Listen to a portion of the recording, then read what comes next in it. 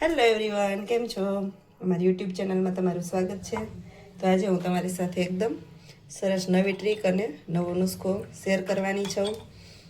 પૂરેપૂરો વિડીયો તમે જોજો, તમને ખૂબ જ પસંદ આવશે. સાથે ચેનલને સબસ્ક્રાઈબ ન કરી હોય તો સબસ્ક્રાઈબ કરી દેજો, લાઈક કરજો, શેર કરજો અને કમેન્ટ બોક્સમાં કમેન્ટ કરી દેજો કેવી લાગી મારી રીત. તમને ખૂબ જ પસંદ આવશે. નાના બાળકોથી માંડીને મોટી ઉંમરના ને બધાને ફાયદાકારક છે આ. તો ચાલો આપણે ચાલુ કરશું રેસીપી.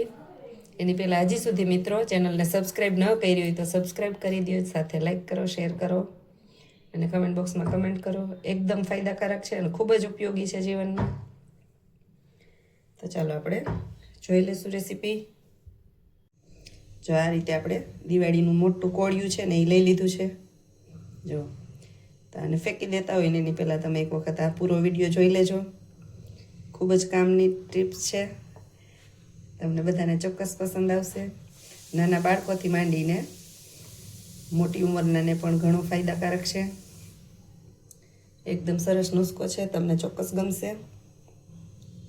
જો આ રીતે કોળિયું તમારે દિવાળીનું મોટું ન હોય અને માર્કેટમાંથી તમારે કોઈ ઠીકરાનું એવું મોટું કોળિયું પણ લઈ શકો તમે બીજું. તો આપણે આ પડ્યું છે એટલે એનો જ ઉપયોગ કરવાના છે. તો ચાલો આગળની રીત જોશું. કોળિયાને આપણે હવે ગેસ ઉપર મૂકી દીધું છે અને એને ફૂલ સરસ ગરમ થવા દેવાનું છે. જો એકદમ મસ્ત રીતે આપણે ગરમ કરવાનું છે. આપણે ધોઈને સાફ કરી લીધું છે ગરમ પાણીથી. ખાલી કોરે કોરું કોળિયું આ રીતે ગરમ કરવાનું છે.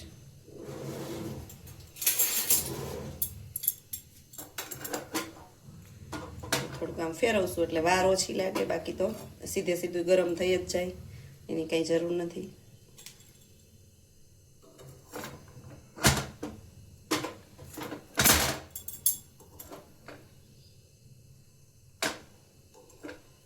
ગમે એવી જૂનામાં જૂની ઉધરસ હોય અને કફ હોય ને તો એ પણ તમારે આમાંથી દૂર થઈ જશે. જો આ એકદમ ગરમ કરવાનું છે.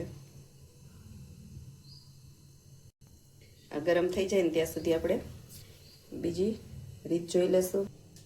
જો આપણે નાગરવેલનું પાન લઈ લીધું છે, એ તમને ગલ્લેથી પાનના મળી જશે અથવા ઘરે પણ હોય જ છે અત્યારે.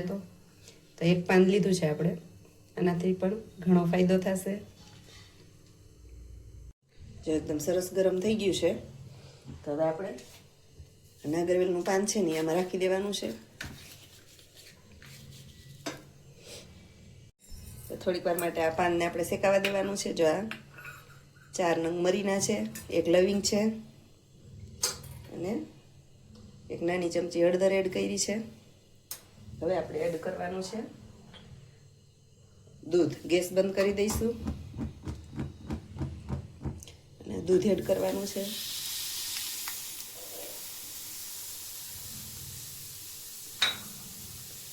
એકદમ સરસ દૂધ ઉકળી ગયું છે આપણું.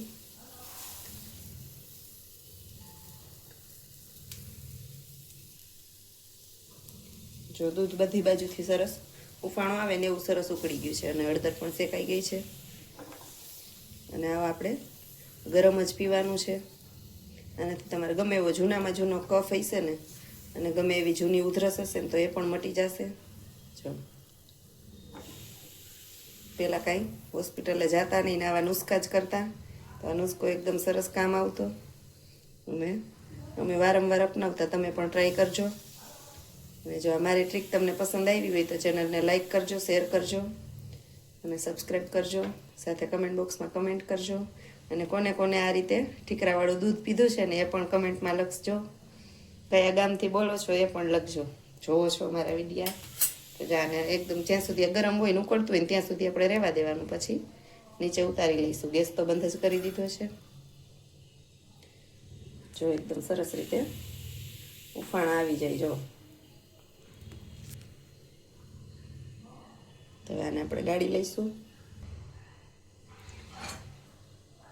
જો એકદમ મસ્ત હળદરવાળા દૂધની સુગંધ આવવા માંડી છે ને સરસ ઉકળી પણ ગયું છે.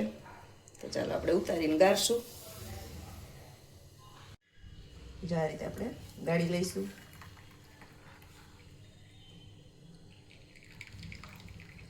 જો અમારા બા છે ને નાગરવેલનું પાન ન હોય ને તો એમણે હળદરવાળું કરી દેતા.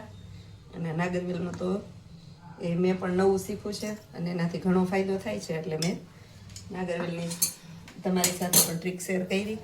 જો એકદમ મસ્ત હળદરવાળું દૂધ ને આમ સુગંધ સરસ આવે ને ભાવશે પણ, અને છોકરાઓ પણ ખુશી ખુશીથી પીશે. તો કેવી લાગી આપણી રેસીપી તમને? એકદમ સરસ નુસ્ખો છે. તો હજી સુધી ચેનલને સબસ્ક્રાઈબ ન કરી હોય તો સબસ્ક્રાઈબ કરી દો, સાથે લાઈક કરો, શેર કરો અને કમેન્ટ બોક્સમાં કમેન્ટ કરો. Thank you for watching. આપણે બીજી રેસીપીમાં મળશું. ત્યાં સુધી બાય બાય, ટેક કેર.